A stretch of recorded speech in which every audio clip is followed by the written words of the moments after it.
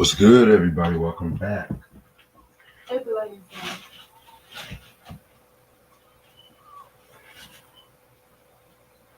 Mm, How they bring water at this tea shop?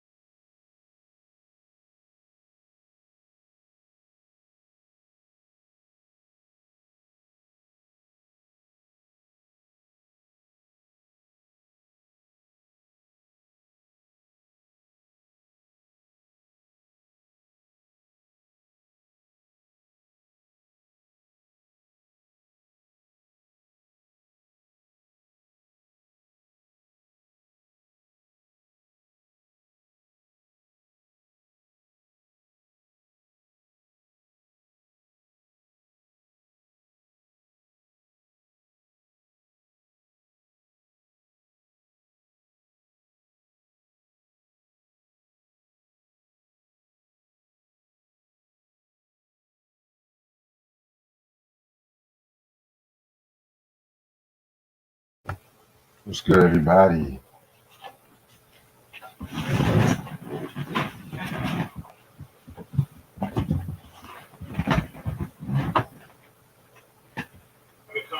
is high as a kite, high, drunk, whatever the fuck she is.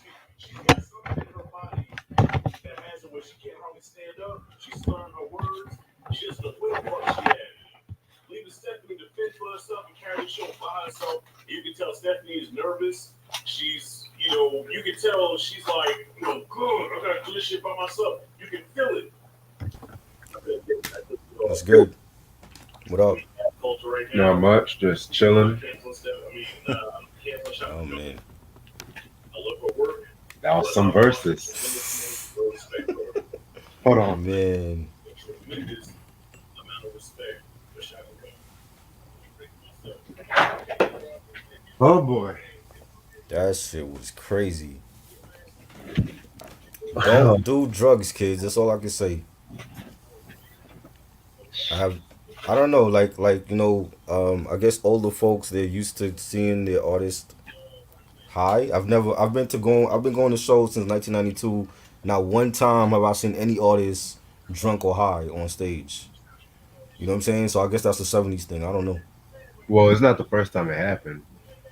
Yeah, but versus they gotta have some rules for these artists because we're seeing this too often now. Like it happened with Jadakiss when he battled Fab.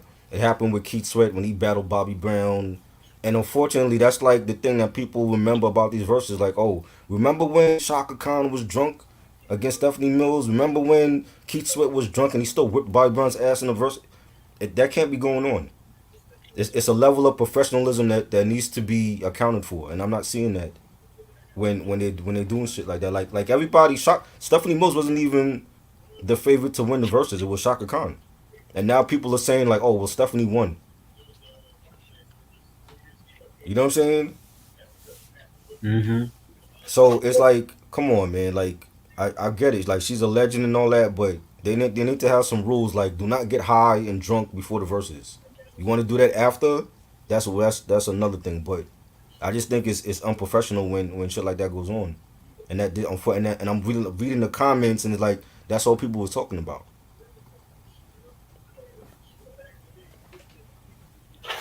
Yeah, man. Shock. What did you think? I mean, do you feel like it was still great with her like high or whatever? I mean, I felt like the verses itself was good. I'm not Mm-hmm. gonna lie. I did kind of get a little bored towards the end. Maybe a Mm-hmm. little bit bored towards the end and shit like that. But Right. Shaka was still in the show. I mean, I feel like people should not cast judgment because if people won't cast judgment on Shaka, then Jada Kiss should deserve his blow. Keith Sweat and shit Well, like that. I mean, clearly the Jada and Fab battle was a wash from the jump. Like to me, Jada was watching him like his first seven joints. So I think he might have got bored himself and be like, yo, let me start drinking. I'm talking about the Locks and Dipset. But yeah, but nobody got drunk for that. Dipset screwed their own self up in that battle. I'm talking about Jada against Fab. Mm. Like you know what I'm saying? Like it was so much of a big thing that they started making a clothing line because he was drunk. Like drunk Jada, like they have hats and T-shirts because of that whole thing. That people remember that they don't remember the actual verses. They remember when Jada got drunk. You know what I'm saying? And then Keith Sweat getting drunk. You know what I'm saying? And I've never seen these artists drunk before. I've seen the Locks twice. Not one time did they get drunk or high. Okay, I've never seen Keith Sweat drunk at all anywhere. You know what I'm saying? So it's becoming it's happening too often now. They got to start putting in rules in place like yo, like you want to get drunk and high after, and if they have an after party, whatever, that's cool. But I just think it's unprofessional when like a lot of and think about the people that's actually buying these tickets during COVID to see these people perform, and that's how you show up on stage. I don't get it. Mm. You know what I'm saying? So it's like I think this a level of professionalism that should be brought to these verses. If it's gonna be like that, then don't do it. You know She what I'm didn't want to saying? do it at I first. I don't. She didn't want to do that first. Yeah, remember that Vlad interview she did last year? So what made her do it? Was it the money? Mm. I mean, like yo, like I would love to see New Edition in the verses. I do not want to see Ralph Tresvant drunk on stage. Okay, like that's gonna be my limit. Like when I see, what somebody from New Edition, like Bobby, we know how Bobby is, but I don't want to see Ricky Bell or Ronnie Devo drunk or high on stage. I've seen these people in concert. Okay, they're legends. They put on great performances. I think anything less than that it should be a disappointment to fans. You know, that's just me. Some people don't care. Can you imagine if Karis when I came out and he was high off cocaine and shit? You know what I'm saying? That they would have been talking about that for how could Karis One, the Godfather of rap, how could he do that? You know. I thought it was decent, but I just feel like Shaka could have been epic tonight if she wasn't high off her ass. You know. These Shaka memes gonna be hilarious. Yeah. They were calling the they were calling us Soraka Khan. Oh my god. Yo, that shit was like a hashtag, Soraka Khan. And this is a legend, and this is how she's being remembered because she was high off her ass on stage. People don't have a problem with that. I bet not Whitney Houston. You know, I never seen Whitney high, and I know she was taking drugs. I never saw one interview or performance that she was high. You know. So you didn't see the Diane Sawyer Crackers Whack interview? I did, but was she high in that interview? Some people said she was high. Some people. She seemed fine to me. I didn't notice it then. Quack is whack. Quack is cheap. Crack is whack, but she was taking. So, you know. Show me the receipts. It's too late now. It's kind of late for that. I'm gonna go on about 5 more minutes. I'm just killing the spaghetti and shit. Like weed is like I've seen artists do. Like Wu-Tang Clan, they've always smoked up. You know what I'm saying? That's a given. When you see Wu-Tang, you know, or Snoop Dogg. Like Snoop Dogg, I seen him smoking, but he put on a fucking great performance while he was smoking. He wasn't like slurring his words and all that, and you know what I mean? Yeah. It's a level of professionalism that these artists have to be held accounted for. But especially during the pandemic when people are paying money to see you. That's just me. I don't want to go to any show where I'm going to see somebody and they high off their ass or they drunk.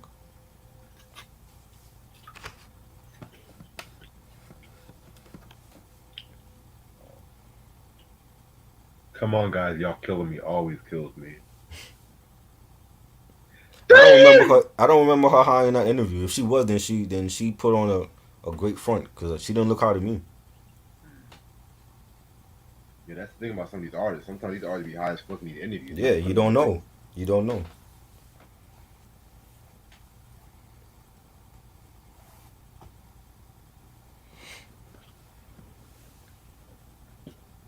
People are having Whitney and Taylor Swift debates. What people? There ain't no debate. Whitney's way better than Taylor Swift. No debate deal. Are people in the internet that bored? I think they are. Because I'm not having no debates with motherfuckers like that. I wouldn't even pay them no mind.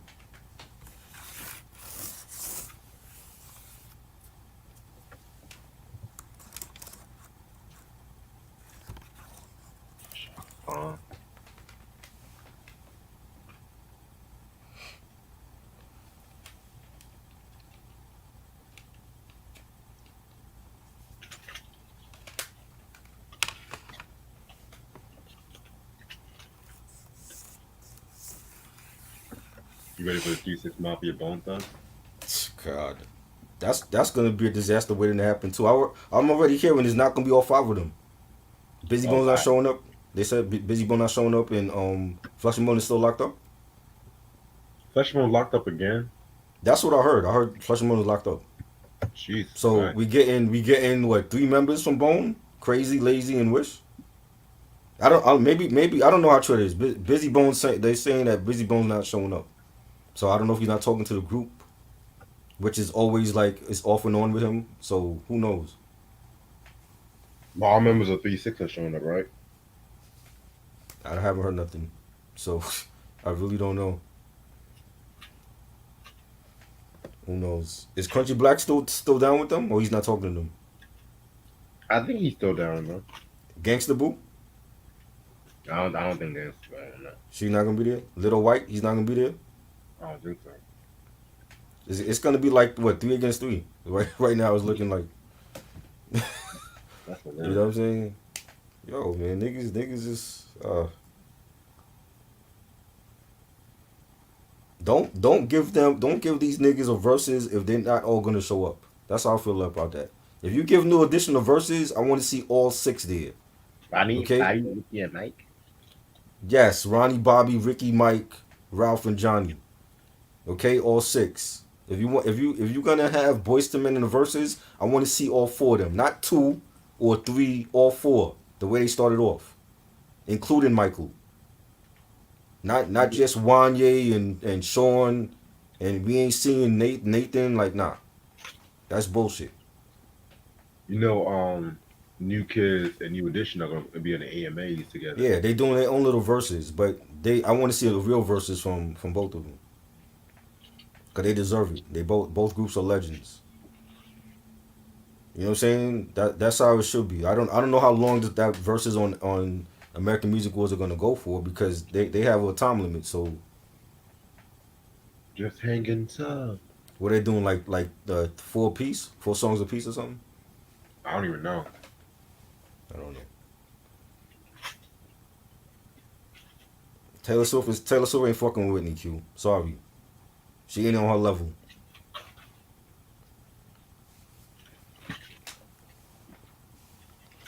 I'm gonna throw my foot away when everybody starts.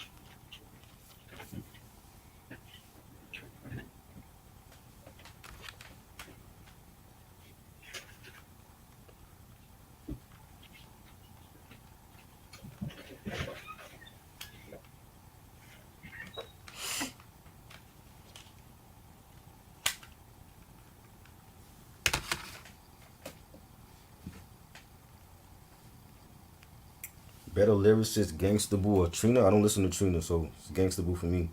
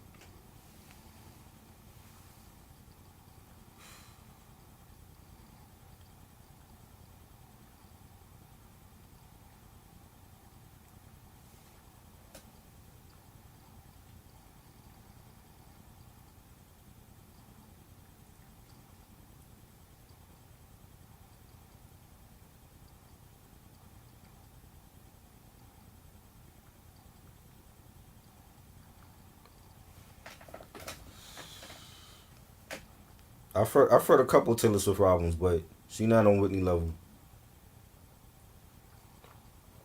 Hey, salute to her fans. If her fans supposed to feel like that, just like Beyonce, the Beehive feels like Beyonce is the best shit ever.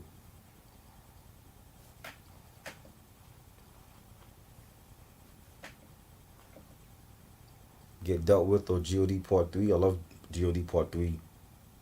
Classic record.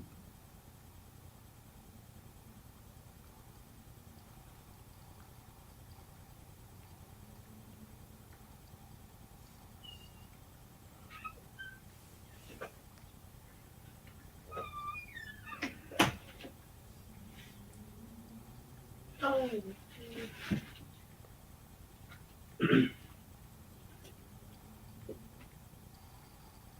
I ate my dinner. I'm ready to start whenever you are. Was good.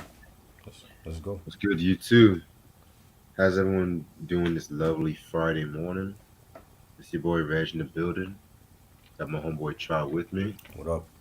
and today we are going to talk about Lil Jon's Crunk Juice. Lil Jon Yes. and the Eastside Boys. This was the fifth and final studio album that they done together, released on November 16th, 2004, under BME Recordings and TVT Recordings Records. Excuse me. Um, must be on that shocker tonight. Anyway, I, You too. singles, huh? You too. Singles I was known for all What You Gonna Do, Lovers and Friends, and Real Nigga Roll Call. This album was produced by Lil Jon. He was the executive producer. Yep. Brian Leach, Rob McDowell, Empress Cersei, Vincent Vince Phillips, Lil J, Young Snipe, Rick Rubin, DJ Flex, Scott Deeks, and Neptunes. This album has guest appearances from Bo Hagen, Lil Scrappy, IQ, Gangsta Boo, Trillville, Jazzy Faye, Pimpin' Kane, 8 Ball MJG, Chris Rock, Usher, Ludacris, Ubi, DJ Flex, R. Mhm. Kelly, Ludacris, Nate Dogg, Sugar Free, Snoop Dogg, Pharrell, Ying Yang Twins, Bun B, T.I., Nas, and A Jadakiss. lot of people on this shit. Hell yeah. It's a compilation album. Wait, I got you. Do I have the one with the double disc or the bonus disc? I used to have the standard edition, but I sold it because yeah, I didn't like the remixes and like the bonus disc with like like it had like footage the MTV Cribs episode, and I just need a standard edition for this. I didn't care for the double edition, so Yeah, I got the standard edition too. So I know the feeling. So yeah, Lil Jon and the East Side Boys, a group a lot of people probably did not expect me to fucking talk about, but you know what? I'm open to talk about a lot of shit now. yeah, we can see that. Yeah, Yes. and I never necessarily disliked Lil Jon and the East Side Boys because I grew up on this crunk shit. Right.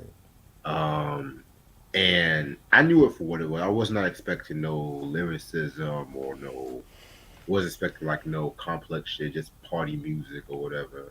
Right.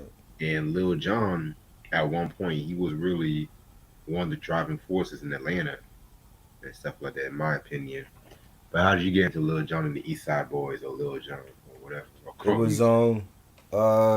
when that song dropped, be a that joint was huge up here, and I used to see their videos a lot on like Rap City, and they we was like he was doing like a lot of stuff, like the joint he did for that terrible Bravehearts album. I remember that joint.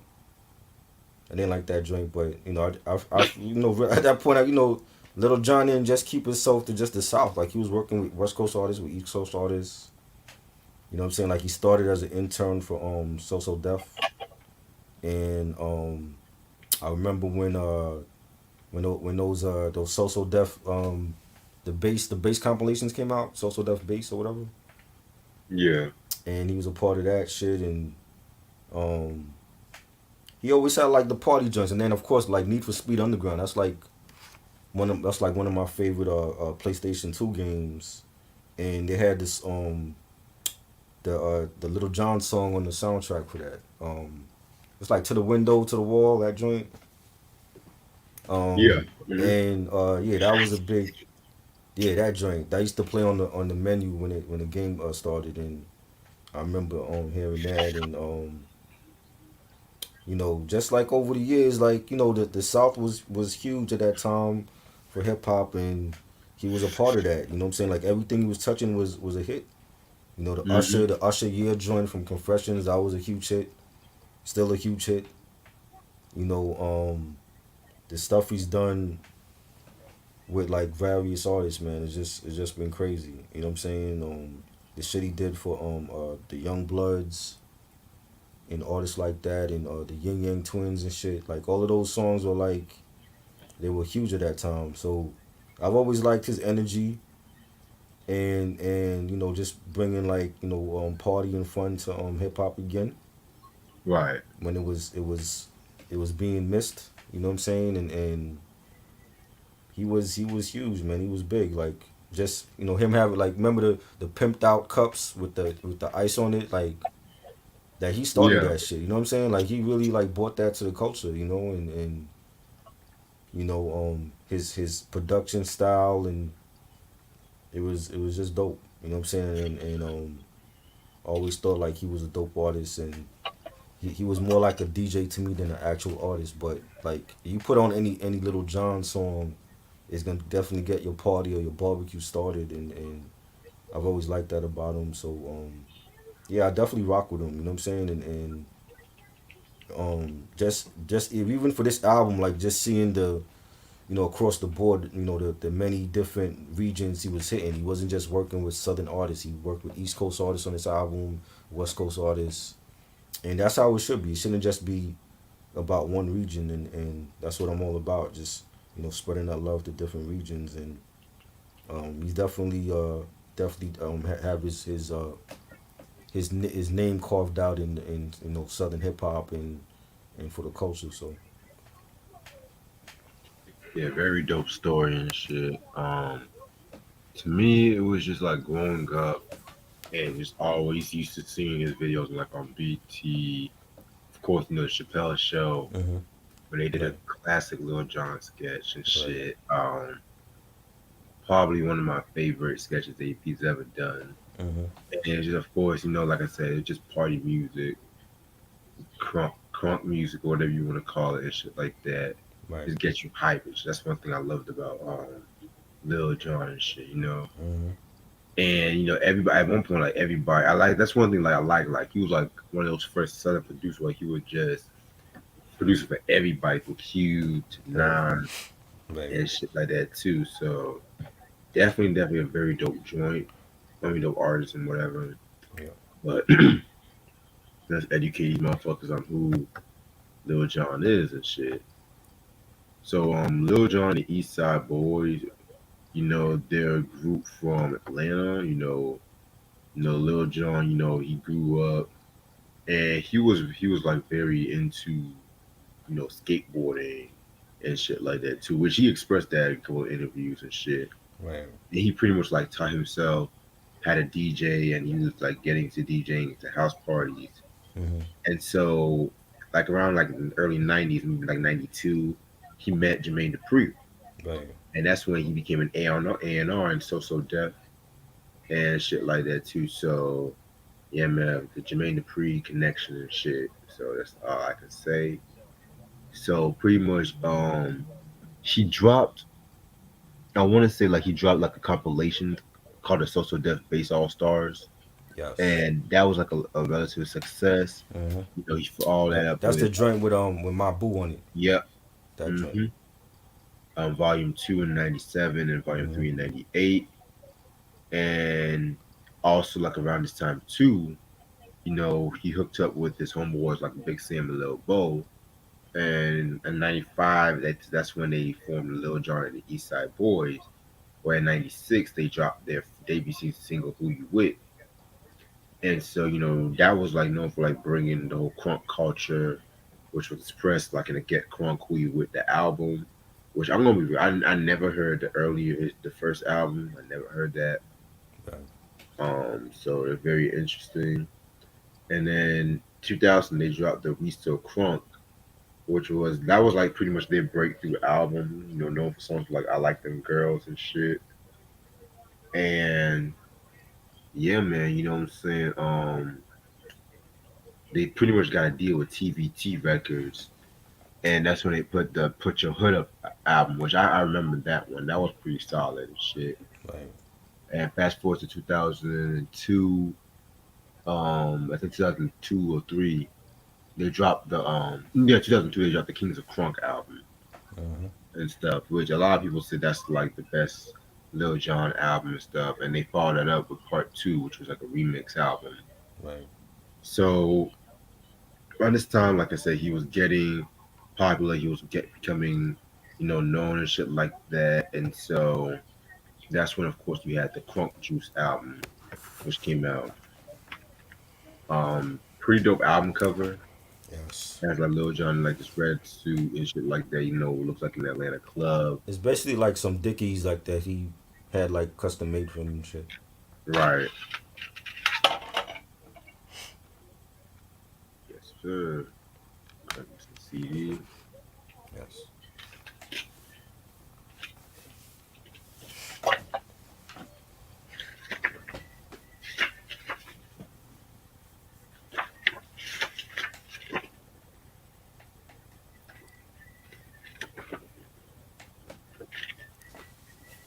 Yeah, as much as I like Too Short, I won't be real. When he Too Short started doing that crunk shit, I was kind of Oh. falling off. That crunk shit don't always go for everybody and shit. Yeah, it's not for everybody. Right. All right. 20 tracks. Let's get this shit started.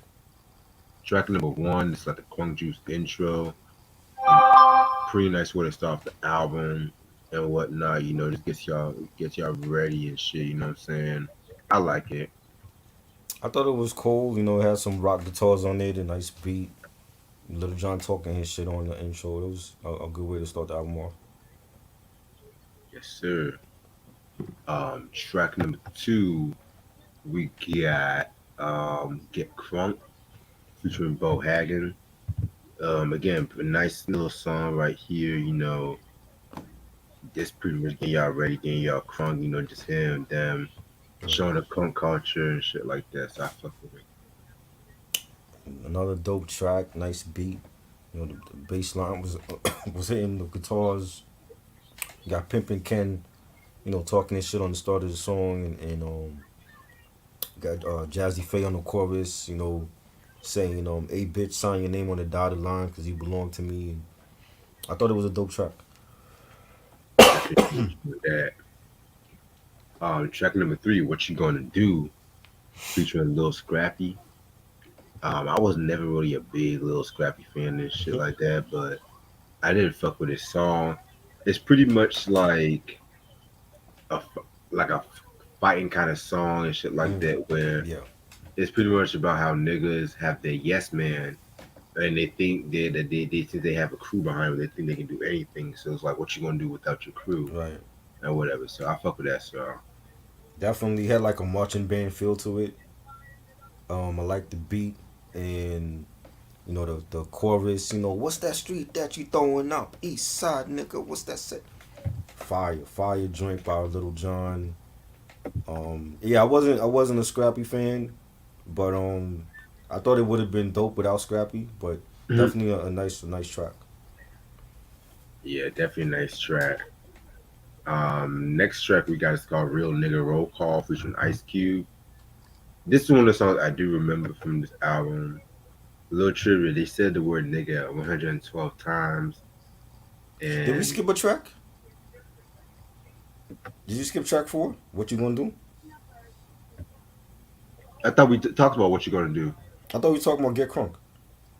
Yeah, I talked about Get Crunk, and then I thought you said something about Get Crunk, and then I said what you gonna do. I can't. I thought you skipped track 4. What's track four for you? Track 4 is what you gonna do. Yeah, I was just talking about what you're gonna do. We skipped But the track just now, yo. I think we skipped the track. you talked about Get Crunk, right? I was talking about the intro, and then I talked about contract, and then Get Crunk. But I thought we skipped track 4. Contract is track 7 for me. Contract is track 2 for me. No. Get Crunk is track 2. What you gonna do is track 3. Real nigga roll call is track 4. Yeah, I just talked about Get Crunk and what you gonna do. I'm looking at a different track listing then. Like it's different on my CD. Oh wow. Oh wow. It's different on my CD. Well, you Okay. can What talk. Well, what well, we you was can talking talk. about? We was talking Um, about what you gonna do. yeah, I give my thoughts on what you're gonna do. So what fucking track was I looking at? I was looking at I was looking at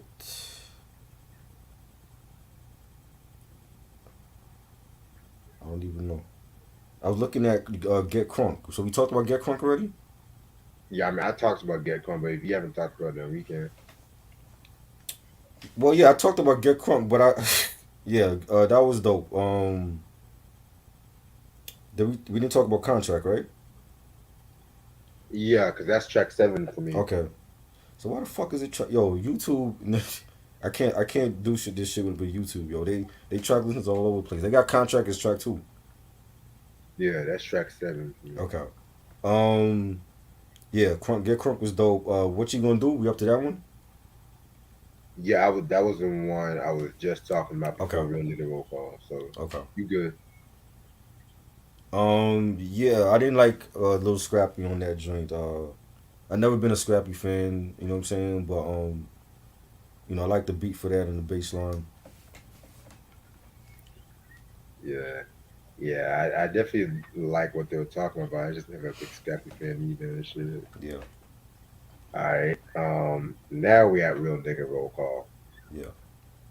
Okay, yeah, this one featured Ice Cube. This is like I said around. This was pre Laugh Now Cry Later, which had the Lil Jon produced track Go to Church, which I never cared for that one. I never really cared for that one. Yeah, I didn't like that one. Unfortunately, I got that Ice Cube album that it's on, but did not care for that. Yeah, and this track right here was just funny as fuck. I guess. Yeah, 'cause I didn't really take the like Ice. Just pretty much just talking about like it's just like one of them tracks like y'all bitches come on flexing ass fucking ass niggas. My niggas be some real ass trill ass like it's just pretty much just bigging up niggas and shit like that. You know what I'm saying? Um, yeah, pretty funny track. That's all I can say. I thought it was dope. I thought it was dope. It had like a G Funk, crunk vibe to it. I like the beat. You got Ice Cube saying it's Ice Cube nigga and Little John nigga. So if you drunk nigga, keep it crunk nigga. I thought it was dope, and to have Ice Cube do a track with Little John and this and this is like Ice Cube in the 2000s when I felt like none of his shit to me was good. But he sounded dope on this album. Like he's on another track at the end of the album, and I thought he did his thing on here. Definitely. All right. Yeah, we got the. I don't really care too much for the skits like that. Yeah, this skits I didn't like. I didn't like any of the skits on here. Even the ones with Chris Rock, I don't think they were needed. Yeah, the ones with Chris Rock got doing real Yeah, quick. I was like, I didn't okay. I didn't care for those. Somehow Chris Rock is always appearing on a hip hop album and shit. Right? He's on All Method right. Man's Tikal too, and I didn't like those skits with him. Mhm. All right. We at the blow right now with Gangsta Boo. I didn't care for this track. Like I said, I didn't care for the chorus and shit like that. I mean, I love Gangsta Boo, but Mhm. yeah, I don't really care for this I one. thought it was a dope track. It had more. It sounded more like DJ Paul produced it than Little John. I thought it had like a hypnotized mind sound to it. But I thought it was dope. I always liked Gangsta Boo, and I think she's an underrated female MC, and I like it. Definitely. All right. Track number 7. Now we at Contract and stuff. Okay. Um, this one features Trillville, Pimpin' Ken, and Jazzy Faye. It's pretty much an ode to pimping, I guess, and stuff like that. Pretty again, like funny ass song and shit like that. You know, it's a song that kind of would not fly today. Right. I'm gonna be real with you because like, especially when he's like sign your name on the dotted line because you belong to me. Right. Yeah, it wouldn't fly today, but it was a different time at that time too. You know what Yeah. I'm saying? When a lot of rappers were trying to really get influenced by that pimp culture and shit. So yeah, I mean, Too Short said worse than what he was saying. So they could have gotten Too Short for this track because Pimpin' Ken. I don't know Pimpin' Ken, but I think Too Short could talk his fly shit, better. And it was a dope track. I like the beat on it, the guitars, the bass line. Jazzy Faye on the chorus. It was good. yeah, definitely. Q said Chris Rock is on One Piece as well. Oh, Biggie. Oh Lord, those are gonna be skips. Hmm. Yeah, man, that's funny. I didn't care for E40 chopping. Yeah. I didn't care for that. Um, That was whack. track number track number 9, White Meat, featuring 8 Ball and MJG. I don't like the title, but You surprisingly, don't like this the song is title? Wow, white. Nah, I don't like white. that's fire. You taking it a whole different way though. You, we ain't Nah, talking nah, about turkey nah. meat. We're not talking about turkey meat. Nah, I You know what know, they're talking about. I just didn't like the title you and didn't like the shit. title. Nah, but this song right here was actually pretty decent, and I'm not like the biggest fan of 8 Ball and MJG after the '90s and stuff like that. So Hmm. yeah, this I do like the beat because Lil Jon was utilizing a lot of those rock productions and stuff like that too. So definitely very, very, very dope track. It definitely had like a rock vibe to it. I love the guitars on that, the beat. You know, 8 Ball saying, "Take your necklace, take your watch, take your diamond ring." Way back in the game when a nigga used to have to sell rock cocaine. Right now, today, I'ma grab the mic and bring the pain. Go fucking insane. Everything I go say go straight to your brain. And I love the chorus. I heard you niggas don't like me, like me. I know where your kids and your wife be. Bust a nigga head to the white meat. Fire track. One of my favorites on this album. I always felt like 8 Ball and MJG were like highly underrated. I think the '90s stuff is the best shit. Like once they signed with Bad Boy, I didn't care for that Living Legends album. I think that was shit. But Right. they '90s stuff is definitely like their best stuff to me. Like group wise and solo wise. Yes, I definitely agree with you on that. Yeah, it's raining in the background, Sam. All right, track number 10, Stop Fucking With Me. This was produced by Rick Rubin, stuff like that. This was pretty decent and shit like that. Again, this was like a little nice little banger or whatever. Rick Rubin went back to like his rock production with this one and shit like that. Definitely felt like it was a unique mixture with him and Lil Jon, so I fuck with it. I don't feel like this song fit the album. Like that's a rock track that he did. Like that would have been better for Crunk Rock for the next album. I don't feel like it fit Crunk Juice to me. But it was dope to hear, Little John, broadening his sound to other genres besides hip hop. But I felt like it would have been better on the Crunk Rock album. Yeah, I definitely hear your point about that. Um, yeah, the Chris Rock "Let's Be Friends" didn't care for Trash. that. No. I Lovers and Friends with Usher and Ludacris. This was like a cover or a sample of the Michael Sterling song of the original title, Right. which is a very nice R&B track, by the way. Yeah. Yeah. So this song right here has an interesting story, pretty much. So pretty much, Lil Jon always used to hear, the Michael Sterling version in strip clubs in Hmm. ATL, Right. and so he pretty much did like a rough version, So for Usher, because originally this was supposed to have been on a Confessions album Hmm. and stuff like that too, but they didn't finish it on time, and so Lil Jon reworked on the song So for he the he would have had two collaborations with Luda and Little John on Confessions. yeah, Oh wow. yeah, man. But originally TVT did not want to release a single as a release, I think due to like some legal action, Hmm. especially like with the Michael Sterling version and stuff like that. Right. So I think he won like a writing credit on it. So yeah. But now it's been released and pretty much one of my favorite tracks off this album. Hmm. I'm not gonna lie. I know a lot of people don't like this song, Really? especially when it comes to like Lil Jon's verse and stuff like that. Well, he ain't no lyricist. I mean, they Exactly. gotta keep that in mind. Yeah, man. It's like, so I know you want to. I felt like Ludacris to me had the best verse and stuff like that. I Yes, felt like he definitely, killed that shit. definitely. Yeah, man. Definitely a very, very nice track. Love it. I know a lot of people ask me if you like this track or yeah. Hmm. I feel like they're both at the same capacity and shit like that. You know what I'm saying? Right. Like, and there was even at a time I think there was rumor that they were going to form like a group or did an They should album have did with that. one another. They should have did that. Shit. That would have been dope. I would have loved to hear like a collab album with all three of them. I think they were like some of the hottest artists at that time. Ludacris, what he did on Def Jam and Usher was still in his bag, and Little John, anything he was touching was going platinum. I would have loved to see like a group album between them. I think it's a great song. I think but year is more for the club, and this is like after the club. This is more like a ballad type of joint. You know what I'm saying? Yeah. It's more like softer than yeah, but this is one of my favorite tracks on this album. Like it's great. I love the beat. The singing by Usher and Luda killed it. He's saying I can be your bud, you can beat me up. Play Friday in the dark, then we both make up. I'll do anything just to feel your butt. Why you got me so messed up? I don't know, but you gotta stop tripping. Be a good girl now. Turn around and get these whippings. I love his flow in that, and Luda to me was like always like a dope lyricist, and yeah, he sounded great on this. He killed his beat. Yeah, definitely hear what you're saying and shit like that. All right. Next track is One Night Stand featuring Ubi.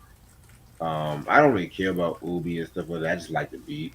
Wow, this joint is fire. I love this joint.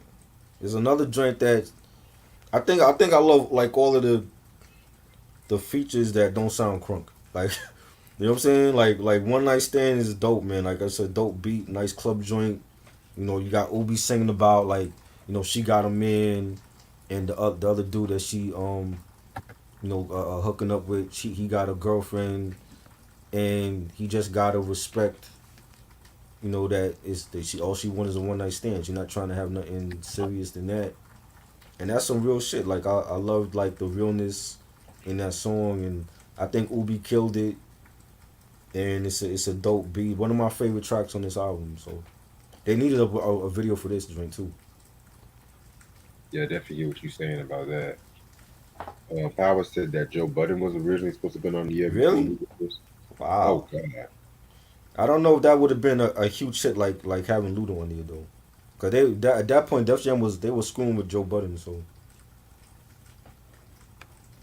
Yeah, I don't know if we had the same impact either. yeah, I don't think it would have the same impact like that. Shit. Alright. Now we're gonna get into Skeet Skeet featuring DJ Flex. Probably my favorite song off this album and shit. Right. This one again had a nice little beat. It had like a DC go go kind of feel with like a crunk twist to it. Right. Definitely very, very, very dope track and shit like that. Just shows the versatility when it comes to Lil Jon sound. And because he's actually a dope producer and shit. He's actually a very dope producer. Oh, and I like the fact that he used the Dave Chappelle sample and stuff like that too. So yeah, Right. that was pretty dope. Oh, and I, Scotty Beats actually did the beat by the way. I like the Dave Chappelle intro. I didn't care for the actual like track. You know what I'm saying? That's probably like the only one really I didn't care for on this album. Oh wow. You know what I mean? I didn't care for Chris Rock in the club. No. Track number 16 in the club featuring R. Kelly and Ludacris. Um, didn't care for this track. I'll be real. This is like one of those 2000s club tracks Hmm. I could care less about. I'm surprised, that 50 or Aftermath didn't have no legal action because, Right. they had that song in the club at In the that time club, right? too. So, yeah, man, it was just like, okay, we see what y'all trying to do. And what wasn't that like a was it the same year that came out or a year after? A year after. A year after, right? Um, I thought it was dope. Like R. Kelly is rapping on this joint. It's like one of his rare rap tracks. He's rapping and singing. You got Ludacris again, who's been on this album. I thought Ludacris, did his thing, and I like the joint. You know what I'm saying? And I think R. Kelly rapped too much during the 2000s on tracks that he really shouldn't have been rapping on, but I think it's a dope track. Yeah, I hear what you're saying and shit. Track number 17, Bitches Ain't Shit, featuring Nate Dogg, Sugar Free, Snoop Dogg, and Ubi. Very, very, very dope track. Like one of my favorites off this album. Hearing both Nate Dogg and Sugar Free on this track. definitely was a vibe stuff like that. You know what I'm saying? Yeah. This one had like a G funk, more of like a G funk feel to it Mm-hmm. and stuff like that. So I definitely could fuck with it. Yeah. You know what I'm saying? Rest in peace to Nate Dogg, by the way.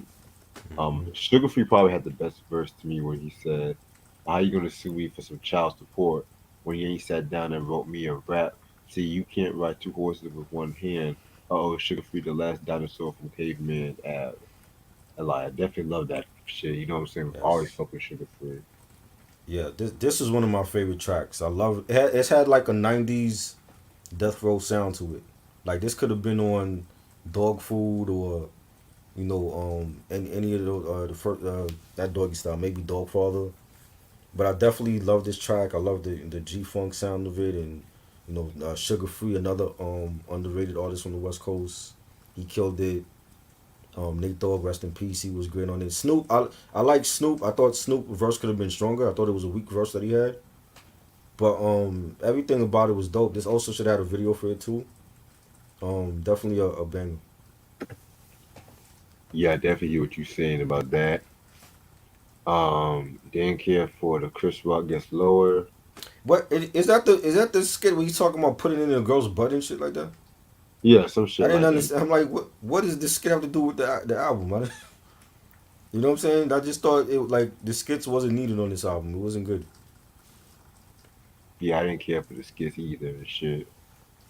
Track number 19, Stick That Thing Out, Skeezer, featuring Pharrell and the Ying Yang Twins. This one was pretty straight, pretty nice and shit like that. Very, very different, like Neptune's beat. So, yeah, man, I definitely like this one. Wow, you actually like a Neptune's track. Nah, It don't sound too lunchroom for you. nah, no, Cafeteria beats. nah. I loved it, man. Like you already know how I feel about the Neptunes. I think it's a banger. Love the beat. Pharrell did his thing on it, and this should have had a video to it too, man. Like a lot of these joints I was feeling on him. I'm like, yo, where's the video for these joints? Definitely a banger. Yeah, and last track, Grand Finale, featuring Bun B, Jadakiss, T.I., Nas, and Ice Cube. I wanna ask you who had the best verse on this track. That's a tough question. Because I'm not going to lie. This was a good, but it wasn't a great posse cut. Right. Because Nas on a Lil Jon beat, I Mm-hmm. don't know. I felt like Nas had probably the weakest verse to me. I'm Mm-hmm. Yep. I'm gonna be honest. I love Nas, but I, this was like Uchiwali level and shit. Like, no. yes, yes, Uchiwali was a hit record. That was a hit record. yeah. That's It a was a hit smash. record. It was a hit record, but it wasn't a good verse. I He guess. Nas on the remix of Uchiwali made that song better because Horse Uh, was trash. I don't like nobody from the Bravehearts. I thought they only got they shine because of Nas, but not having Nas on the remix of Uchiwali made that song better. That's why they released it with Nas because they couldn't release that with just the Bravehearts and it would have been a big hit. So they knew what they were doing. But I've never said I don't think I've ever said ever that Nas had a weak verse. He was weak on this track. You know what I'm saying? Like like when you look at the lineup, T.I., Ice Cube, Nas, um, uh, Jadakiss. I think Bobby was on this too. If I'm not yeah, mistaken. yeah. Fat Joe. Like none of those other artists to me were great lyrically on this track, except for two people. Let me guess. T.I., which I always thought T.I. was dope lyrically. T.I. definitely was in. This is like, you know, Okay. this is like I don't think King dropped it. It's like urban legend Ti Yeah. and the goat Funny. Jadakiss. And I was Really? yes the joke yes. Well, Jadakiss is great now. He is great lyrically. I I'm just thought you were saying gonna that say Bun no B no for a no minute. no. But Bun B is dope. Jadakiss is great, but Yes. I think after It the was just a verses, bad record. people just went like they went retarded with that whole thing. Jadakiss always been great lyrically. You know what I'm saying? I never heard like a weak Jadakiss verse. You know what I'm saying? So I'm not surprised that Jadakiss had like the best verse on here. But I am surprised that Nas gave a weak verse because I'm like, yo, you on the Little John album with amongst legends that you've done shit. He's done shit with Jadakiss and Fat Joe, and he gave a weak verse than anybody else to me. You know what I'm saying? At least to me. And Ice Cube verse was okay, wasn't mind blowing, but I'm more shocked at Nas's verse than anybody else. Like I knew what Jadakiss was gonna bring in Ti. You know what I'm saying? Bun B is dope, but I'm not putting him on that level with Nas and Jadakiss. You know what I'm saying? But I'm more shocked at Nas's verse than anybody else on here. You know what I mean? Because Nas to me could kill any beat. I don't care who is Bob, Dre, Primo, Little John, whoever. But I don't think he had a good verse on this. A lot of shit he was saying, I'm like, what the fuck is he saying? Where's it's like he couldn't really get in the pocket of his 16 balls on this track. I don't know, maybe the beat, the like threw him off or the flow didn't fit the beat, but I didn't like his verse at all. Jadakiss verse on the other hand, when he says feds don't need no warrants, cause y'all all informants, so I get higher than New York insurance. Try to keep shit clean like Florence. Moving on up on the east side because I never lost endurance. Come on, man. You see why people feel like Jadakiss is the GOAT? Jadakiss is the...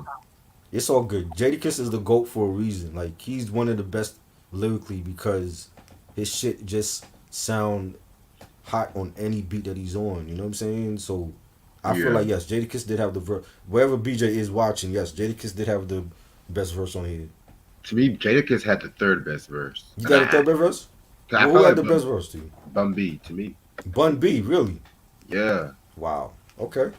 Because like I said, like this is the type of beats Bun B works with. Like UGK, they definitely do them. There's those kind of like they weren't like crunk during this time, but they were better utilized for these kind of beats. Jadakiss, yeah, versatility. T.I. did his thing, he thought it was probably the second best verse. But Cube and Nas, I'm sorry, I did not care for their verses. No. And Cube to should me, not have ended it. Cube sound, yes, I agree with that. Cube sounded better on the Real Nigga Roll Call track than this one. And he shouldn't have ended it. It should have been Nas, really, but not with that verse, though. Not with that verse. Because if anything...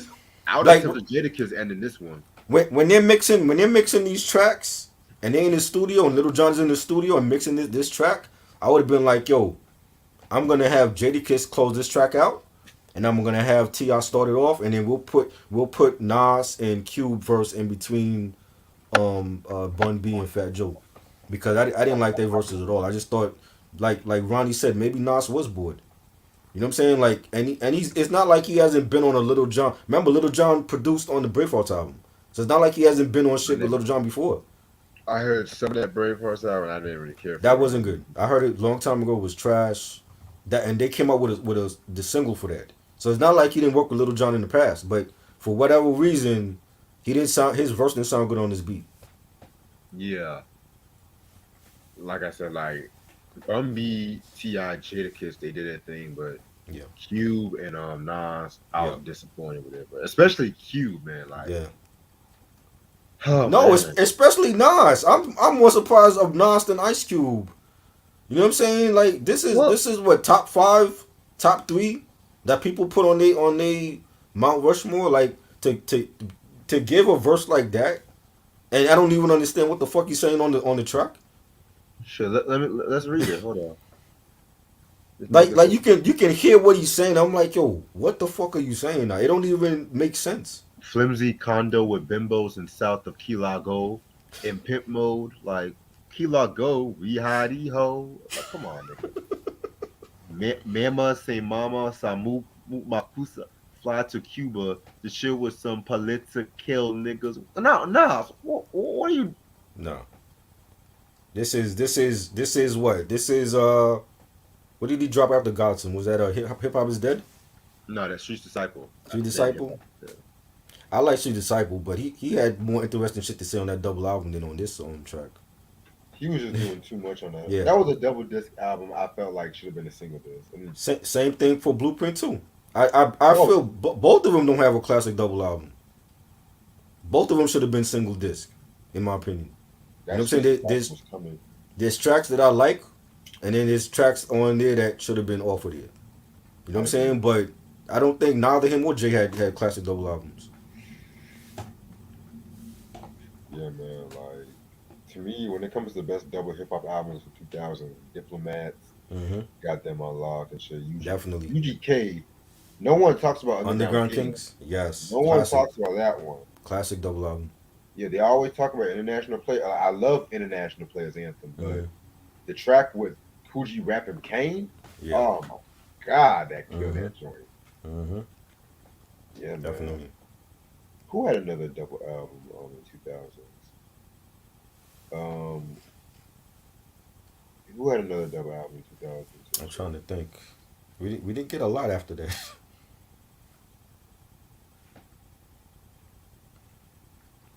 Oh, eight balls. That was 98. That was 90. What year did Scarface My Homies come out? That was in 92? 98. 98. Okay. Yeah, we didn't get a lot of hip hop Yeah. double albums in 2000s. Don't make it if it ain't a classic. I mean, I'm not gonna count Until the End of Time by Pac. 'Cause that's a No, posthumous album. I'm that's a not gonna posthumous count shit. that. So was Better Days. That was a double also. Oh god. But that one has the OG, some of the OG tracks. Some. That's the only, yeah. That one I actually have. Like I kept that one because it has some OG tracks in it. Everything else after he died was just shit. I hate Thug's Mansion. I hate that. Trash. Don't care for it. Shit. But anyway, overall, like I said before, this album to me, it's a pretty good. It's a nostalgic album. Pretty. If you know what you're getting yourself into, you would love this album. My only gripe, if I had to pick a gripe, was just like certain people. I just felt like with Lil Jon being like an acquired taste to a lot of people, like Mhm. certain beat people. I never felt like with Nas, didn't really feel like where it felt good on his beats and stuff. And it's not a bad beat maker because Right. it No, it's not wasn't a just bad beat. Nas. It's not a bad beat. It's just Nas. With other people like Yeah. It was just Nas on the beat. so what? It's not a bad beat. It was just Nas on the beat. Yeah, like certain songs like Poverty, I didn't really care for. Like I didn't care for In the Club, The Blow. I mean everything else for the most part I can like do and shit like that. Hell, I even like the Real Nigga Roll Call with Q. I even like That that was dope. song and shit like that. Mhm. And mind you, I didn't really care for Life Now Cry Later like that. Besides the few Right. tracks, because Right. it was way too crunk. Go to church. I gotta hear that shit again because I didn't like it when I first heard it. I mean, we got After War and Peace. We got Life Now. God. Do I even want to talk about I Am the West? I mean, It's Raw up to you, Footage. man. I'll talk about that. That album, I don't mind talking about. I love that one, but Mhm. Laugh Now, Cry Later. Mhm. If I get it, I'll probably talk about it. Until be real. I'm not gonna talk about it unless you talk about it. So Yeah, because I at least don't wait for me to do that. I at least want to finish Nas. Mhm. Because I at least want to finish Nas' shit. You know, I've been saying we Wow. have to do Streets of Stifle, but I've been lazy as fuck. I don't blame you. Because that album was just. I know you like that. I just didn't really care for that. I don't think it should have been a double though. Like there's songs that shouldn't have been on it at all. Yeah. If there's one double album I think we should talk about, we should Speaker Box, then Yes. Streets of Stifle and shit, which I might Yeah. get Speaker Box tomorrow, actually. Okay. Cannot wait. But yeah, I'm going to give this album Crunk Juice 4 mics. You know, This I'm not going to get mad if people call it a classic album. You know what I'm Mhm. saying? Because, I know it has a huge following in the South. So right. I definitely fuck with this one. This album was dope, and I like the fact that Little John incorporated different genres, rock and hip hop and R&B, and the skits was not needed. I don't like none of the skits on here. That could have been taken off. Stop Fucking With Me should have actually been on Crunk Rock, in my opinion. I don't think I think it took away from the flow of the whole sound of the album. I love the production. I love the features. The different songs and props to Little John for having an album with both Southern artists and East and West Coast artists as well. Um, I think it's definitely one of those albums that is banging. Like you can put this on at a party or a barbecue or a get together, and there's a lot of joints you could play. I love a lot of the tracks on here, like Real Nigga Roll Call, Lovers and Friends, Bitches Ain't Shit, Stick That Thing Out, One Night Stand, In the Club, White Meat. Definitely giving this album a 4.5. It's one of my favorite Little John albums. I think it's his best album with Kings of Crunk. And yeah, like it's great to me. And it ain't about no region. I'm going off of music. I think this is a solid album. I fuck with it. Yes, sir. I definitely gotta listen to Kings of Crunk.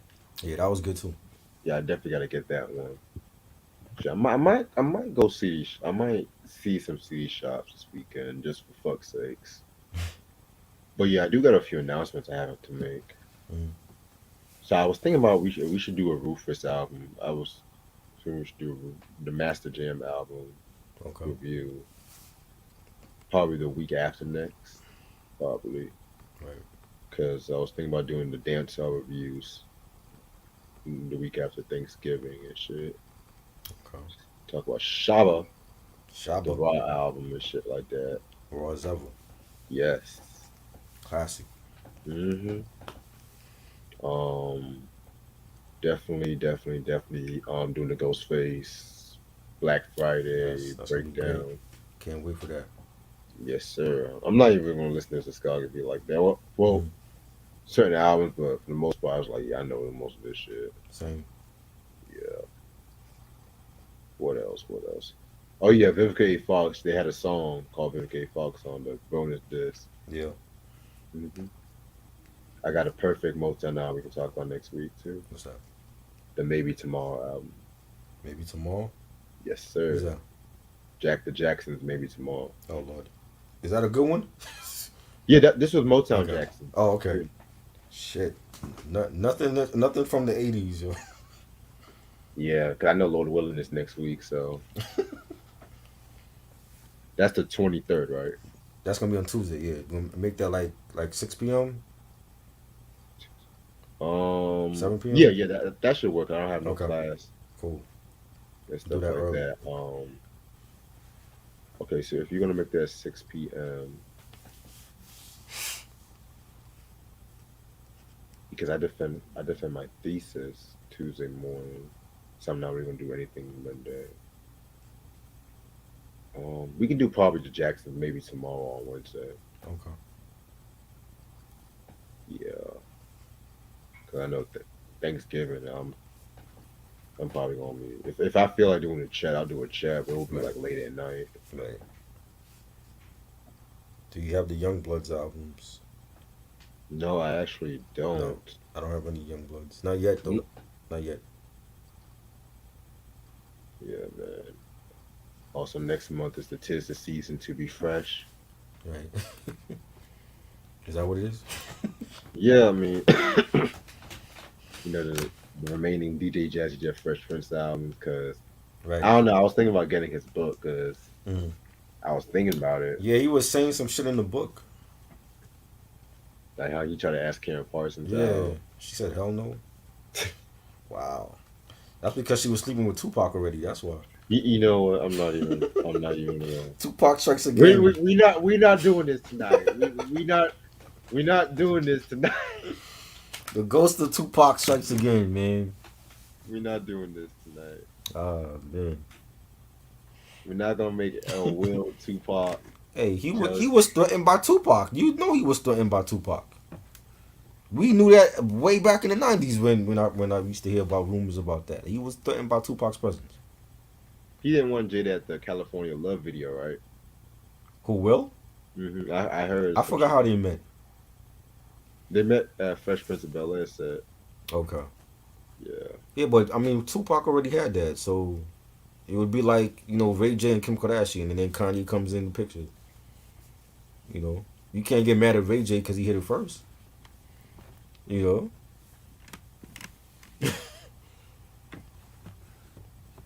Will set his own self up for that. So, you know, Pac was out here beating mad chicks. You know, Nate Dogg G Funk Classic. That's definitely a better double album than Blueprint 2 and She's Disciple. And that's an R&B album for the most part. Right. Well, they pulled it off. You know, a great combination. I'm not gonna lie, Nate Dogg had a dope discography. Yes, I'm he not gonna does. lie. Definitely. All of his albums I've enjoyed for the most part. Yeah. Yeah. Definitely.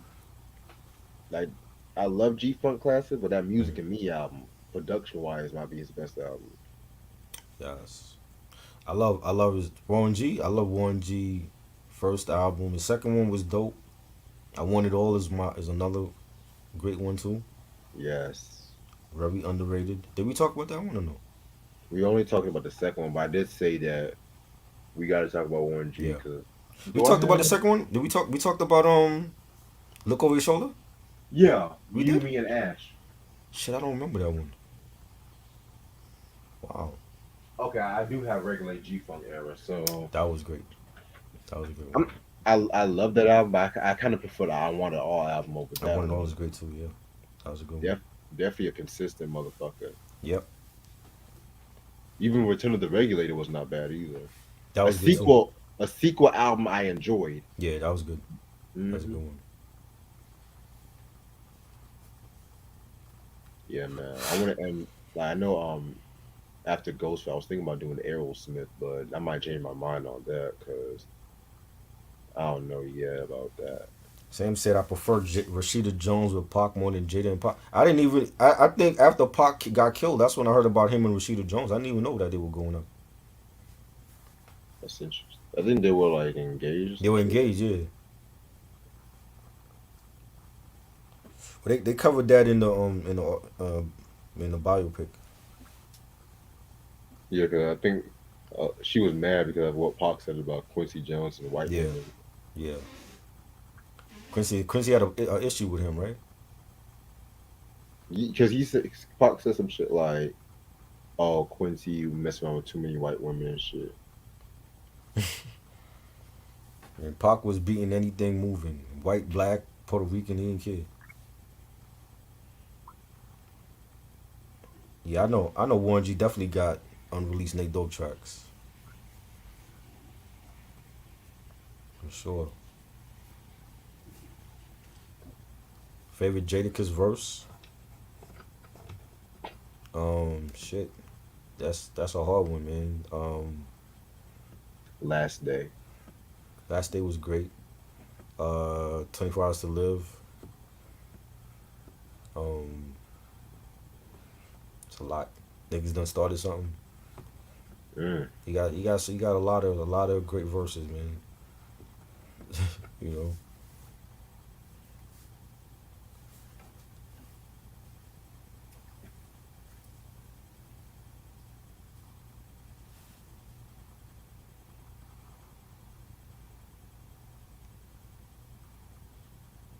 Show Disciple.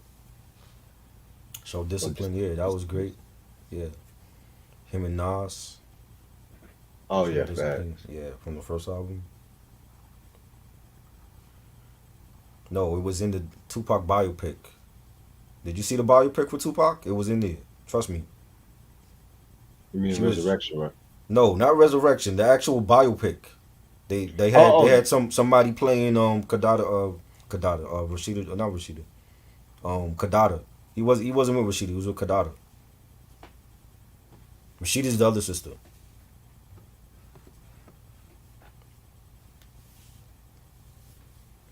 King Richard is now available. Yeah, the story of Serena and Venus' dad and shit, which Will Smith is in.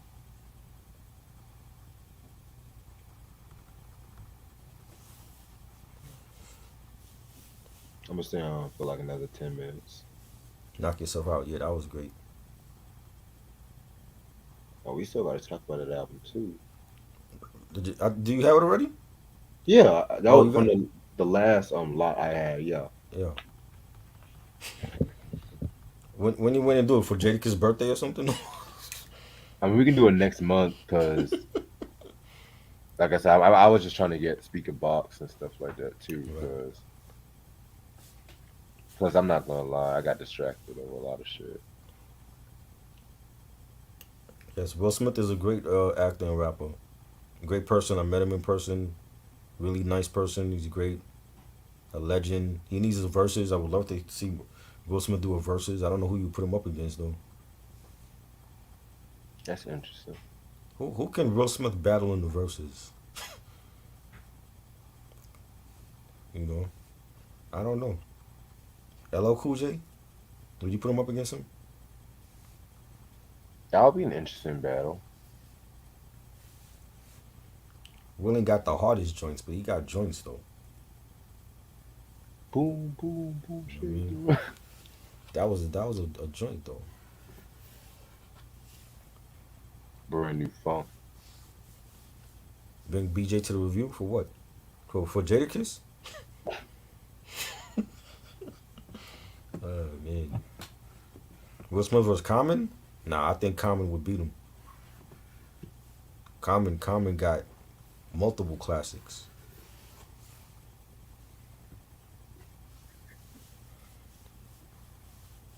Who's the biggest ladies man in hip hop? Now or before? Now, before I would say LL. Now I would say Drake. I thought you were gonna say the baby. No, I don't listen to him. Why would I say him? Nigga had like 7 baby mamas and shit. So does Nick Cannon. I mean hip hop though, but okay. Nick Cannon's not hip hop to you? What? You don't sing? You ain't a singer? Shit. Do you want to call that hip hop? I mean,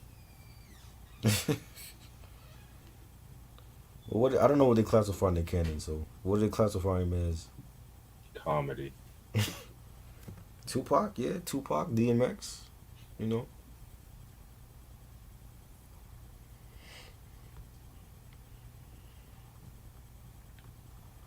Ludacris said there was an unreleased "Knock Yourself Out" remix. I never heard it. Why they didn't put Ludacris on the track?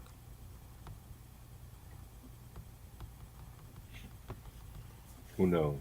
Ghostface? I don't hear too many females say Ghostface.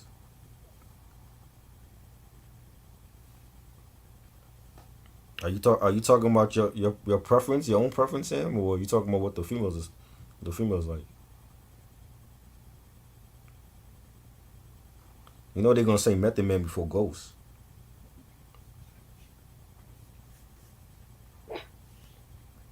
METH. You know.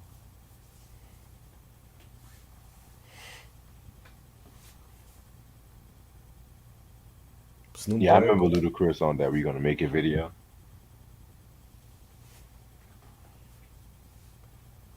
He was just there just to be there. Label party. Yeah. Nah, but he wasn't on Interscope. That was Jada was on Interscope. But yeah, Rough Riders was owned by Def Jam too, so. Was Wait, it? was it? Nah, they were Interscope. Oh, word. I always thought Rough Riders. Okay. Oh.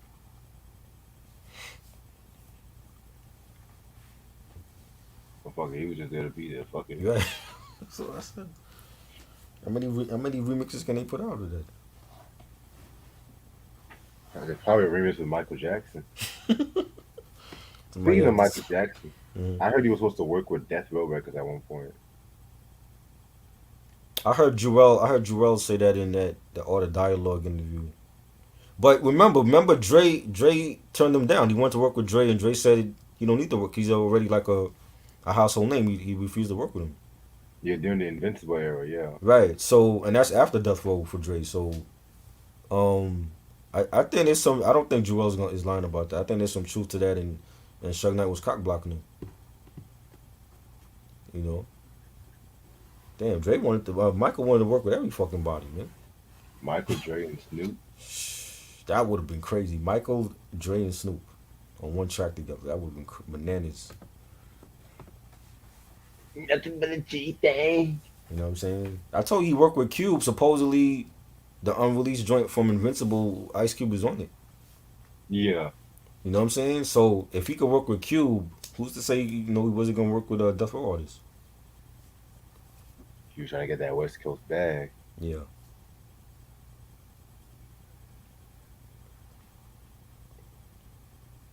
I disagree with Brother Jay from X Clan when he said about ODB dumbing his style. I didn't hear about that. When did he say that? Brother J from X. Brother Jay, isn't he dead? Brother Jay? Is that the other one? I think that's Professor X. Professor X is dead. Brother Jay still alive? Mm-hmm.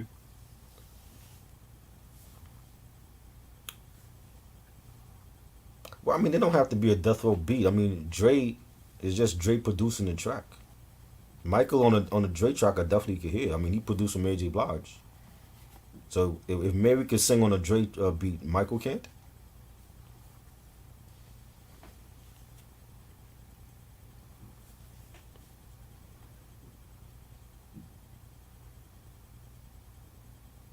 Yeah, MJ worked with Neo and Heavy D. Mm-hmm. Yep. Heavy D's like the only rap artist to work with both Michael and Janet. That's crazy. That's true. Jay-Z hasn't even worked with Janet. Like, what's he waiting for? I don't know how Jay-Z and Janet. I don't know how about that. That definitely would have been fire. Like the Jay-Z and Michael on the "You Rock My World" remix. That was dope. I wish they had did a remix video for that joint.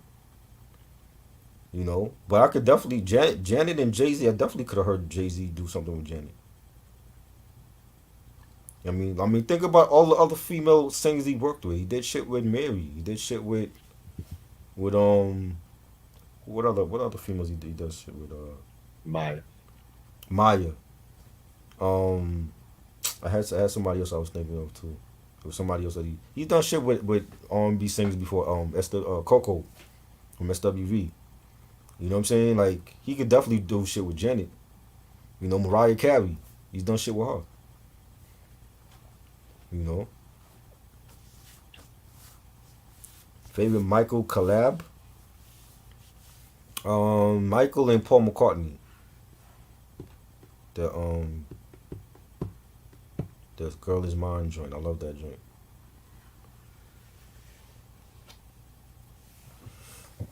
Yeah, the Butterfly remix with Eve. That should have a video also for that. That was dope as fuck. I think Tommy Mottola was cock blocking him, right, for that single. Yep. He didn't want him to release it. Stupid. The man knows what to release. How are you gonna tell him no? Like I don't get that. You know. They bugging. Very devilish. Yeah. When Michael hit that, he's very devilish. I was like, okay, I'm done. He was He's pissed. a racist. He's very devilish. You know He's when a he racist. The way when he he- said racist, he's a racist. Mhm. When he used words like devilish, you know he pissed.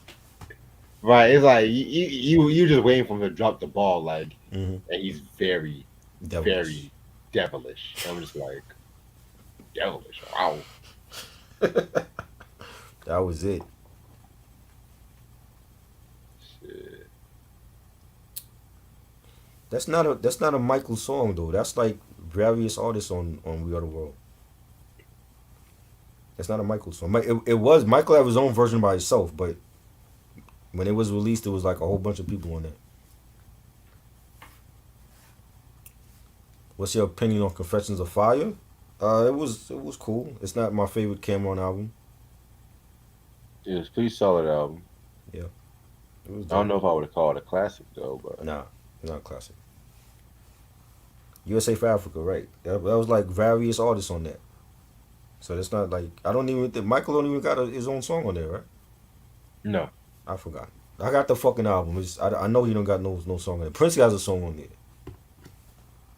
but Michael don't have no song on it, which is weird to me because he have his own version of We Are the World. So Michael also wanted the Super Thug Neptunes type beat. I could definitely hear him on the Neptunes beat. Pharrell, if you listen to Pharrell, like the way he harmonizes on choruses and shit, that's Michael right there. Right. That is Michael Jr. right there. Like you got a couple of Michael disciples. The Pharrell is from that disciple. I mean, it's a few more people. Can you see Michael working with Tupac? Michael could work with anybody. I don't know if it would have been like great for his image though, and I think that's why he never released that Ice Cube song because automatically people would have said Ice Cube and Michael Jackson. Like what? It would. I don't think it would have been good for his image. But he could work with anybody.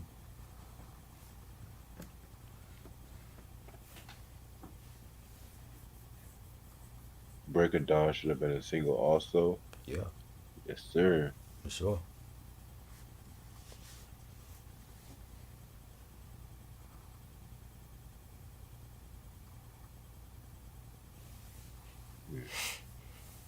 But yeah, that versus though, man. Shit.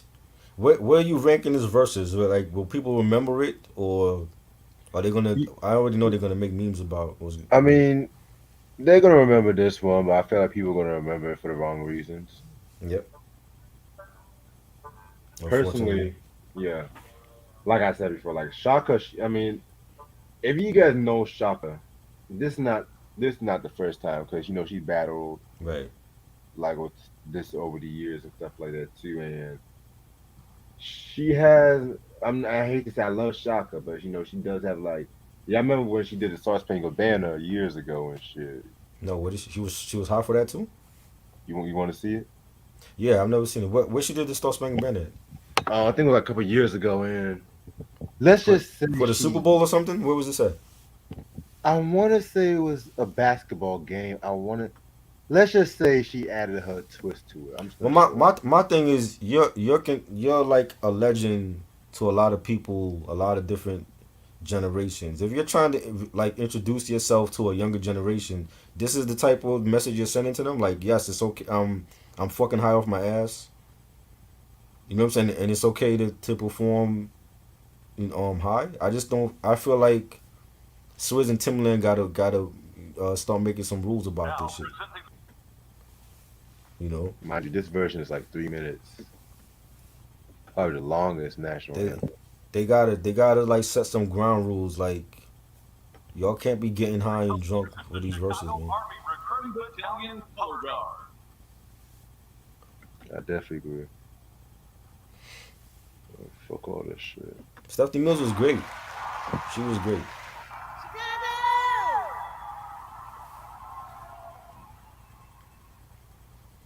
Oh, say, can you see that the dawn's early light was so proudly beheld at the twilight's last gleaming, whose broad stripes and bright She don't look drunk there though, or high. Yeah, she don't. But the way she was singing there, a lot of people were just saying how she was doing too much. You'll see what I'm talking about.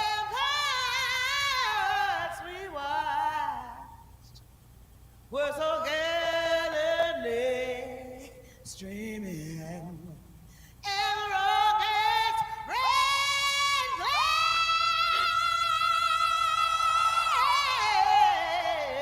glare, the bombs bursting in air, gay cruise through the night, that our flag was still there. Oh, say does that star-spangled banner, yeah,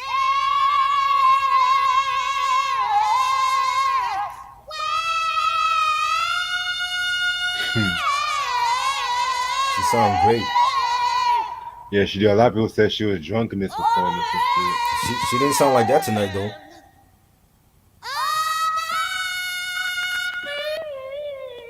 She sound great there. That's not the same Shaka we got tonight. We got high as fuck Shaka. So if she was drunk there, then I would have took that drunk Shaka for tonight's verses. Damn. You know what I'm saying? Because she sounded great there. It's not the same Shaka we got tonight. And you know, there are people that are used to seeing her drunk and high, and she performed great. I just feel like, for again, if you're introducing these artists to a younger generation, this is a message that you're giving out.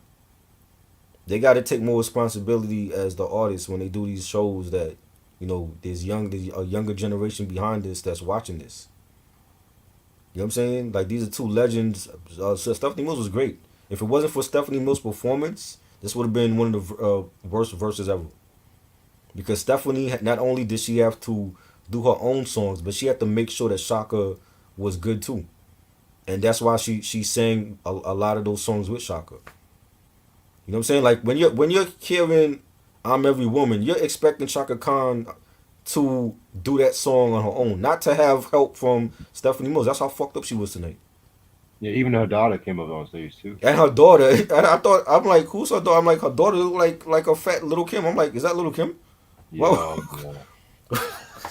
She was like, my mama just left me hanging and shit.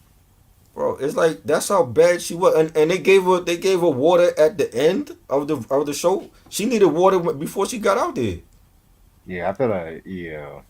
You know what I'm saying? She looked like she was gonna fall. Like, she came up with her high heels on, and she had to change the high heels because she would look like she was about to drop. That's Yep. bad. Like, where was Suez and Tim when this shit was going on? You know what I'm saying? Like, this is it's happening too often now, where we having these legends do these verses and then they're getting drunk, and that's all people talk about. We shouldn't be remembering Bobby Brown and Keith Sweat for Keith Sweat being drunk, because that's a legend. I just feel like that's so petty. That's beneath them now. You know what I'm saying? Like, you want to have you want to have this younger generation know what your music is and who you are, and why people feel like you're a legend. And I don't feel like Shaka Khan showed that tonight. You know what I'm saying? Stephanie Mills was awesome. She was great. You know what I'm saying? Shaka Khan looked great. She lost weight. You could tell she lost weight. The last time I saw her, she was bigger than that. But her, if she has a drug problem, she has to get that checked. Because what we don't want to do is be here next week or tomorrow talking about rest in peace Shaka Khan because she had a drug overdose. When there's probably people that could help her right now. So if she has a drug problem, she needs to get that checked out. Well, I'm not gonna. I heard she did go to rehab after Prince died and stuff. So Is she still grieving Prince? Like, hey, we all grieving Prince. You don't see me snorting coke. You know what I'm saying?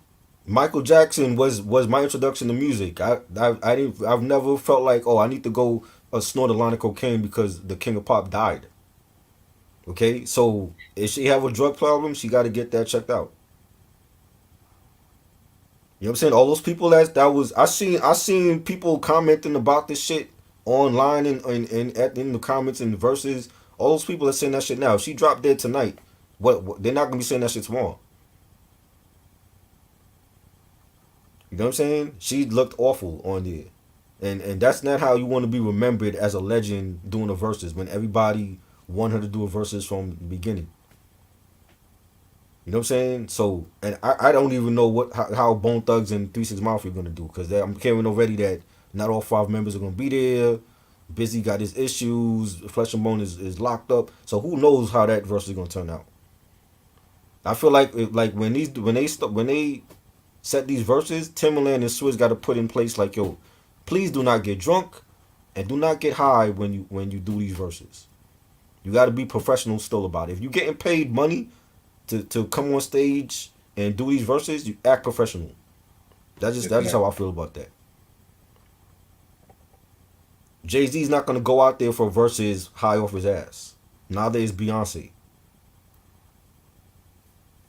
You know what I'm saying? So that's how I feel about that. She's a legend, but if she has a drug problem, she needs to get that checked out. She needs to go back into rehab.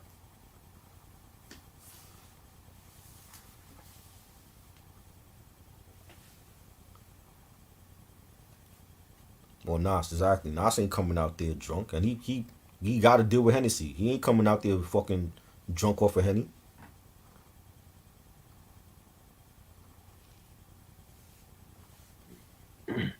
Just hope the best for her. That's all you can You know. say.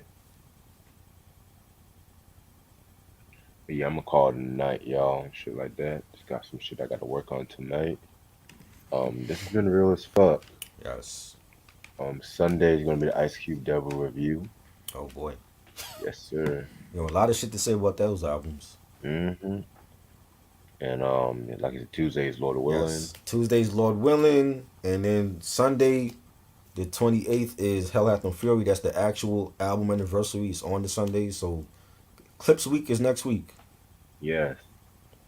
Yeah, Soul Train Awards is Yes, Sunday. next.